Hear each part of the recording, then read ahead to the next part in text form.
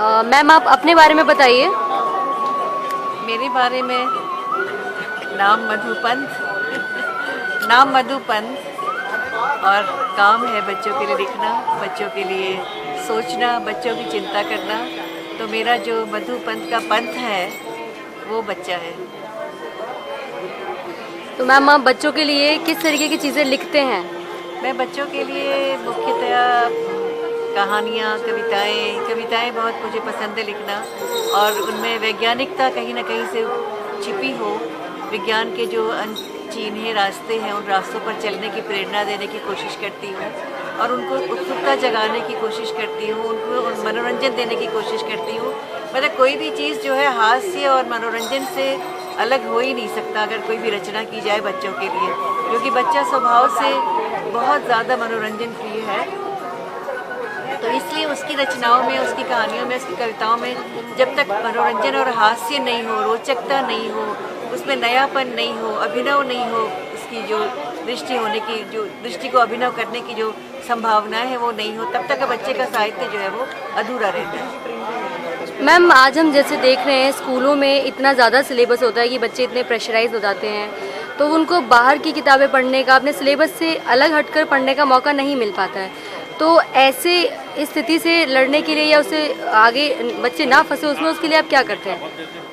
इसके लिए हम लिख रहे हैं, ये बहुत बड़ी बात है कि हम केवल लिख रहे हैं, और हमारी तो बहुत छोटी पहुंच है। सरकारी संस्थाएं हैं, उनको आगे आना चाहिए, हमारी सरकार को आगे आना चाहिए। सबसे पहली बात तो माता पिता को आगे आना चाहिए। अगर माता पिता और शिक्षक नहीं चाहेंगे तो बच्चा आगे की पुस्तकें लेगा ही नहीं। तो हमारे करिकुलम की बात छोड़ दो, अगर माता पिता में थोड़ा सा भी सोच हो और वो चाहें कि उनका बच्चा एक समग्र नागरिक बने, एक सर्वांगीण विकास से परिपुष्ट हो, तो उसको इस प्रकार की किताबें बच्चों को देनी चाहिए। और बच्चा मना कभी नहीं करेगा, उसे आप देंगे वो लपक के लेगा, लेकिन बच्चों को देने की ज़रूरत है।